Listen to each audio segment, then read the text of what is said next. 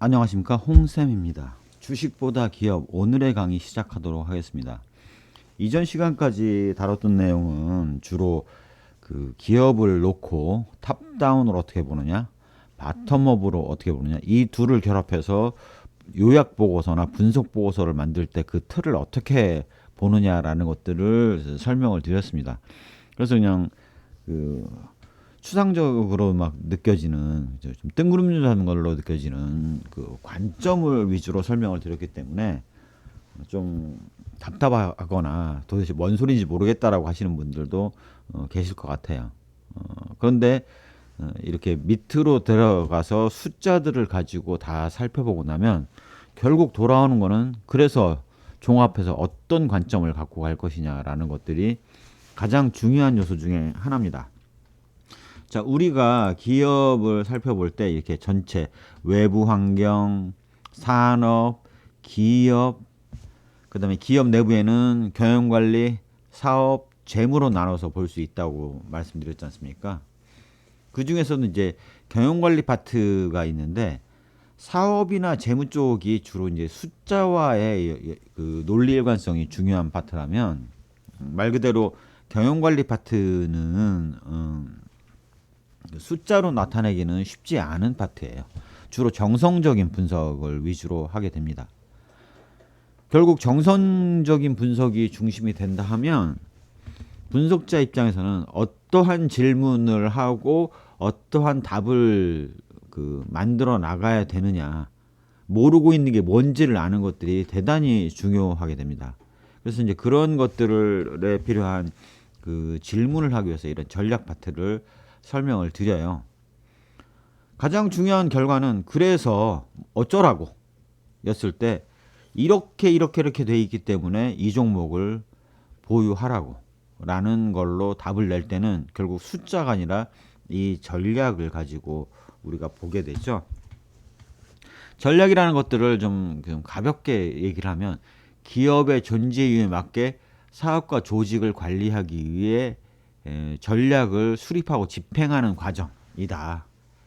이 전략이라고 봐도 되고, 뭐 계획이라고 봐도 되고, 퍼스펙티라고 봐도 되고, 포지션이라고 봐도 되고, 플로우라고 봐도 되고, 패턴 이너 스트리밍 오브 액션, 행동들의 패턴이라고 봐도 뭐 별로 다르지 않습니다. 실제 이런 전략에 대해서는 우리가 가장 익숙한 문헌에 나오는데요, 바로 손자병법에 나와 있는 이야기입니다. 시계편을 보면 이런 얘기가 나오죠. 쟁은 도요, 하늘이요, 땅이요, 장수요, 법이라는 얘기가 나옵니다.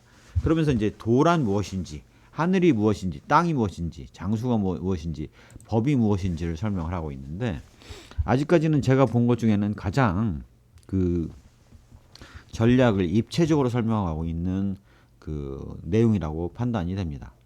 자, 도라는 게 뭐냐? 우리가 이제 그 과거 그 한자 문화권이었으면 이 도라는 걸 놓고 그냥 모든 설명이 다 끝났을 텐데, 지금은 이제 한자 문화권이 아니다 보니까 우리가 익숙한 용어로 좀 전환해서 봐야 됩니다. 바로 사명이 뭐냐? 기업의 존재 이유가 뭐냐? 그 다음에 평가를 어떻게 할 것이냐? 라는 것들이 도를 좌우합니다. 즉, 기업의 존재 이유가 있다면 그 존재 이유를 어떻게 평가하느냐에 따라서 그 존재 이유에 맞게 갈 수가 있고 못 갈 수가 있죠. 이게 단기일 때는 존재 이유라는 게 단기일 수가 없지 않습니까? 장기, 어떠한 비전을 갖고 있냐라는 걸로 이해를 하면 존재 이유를 묻는 것들에 대해서 의미 파악이 좀 더 잘 되실 거고요.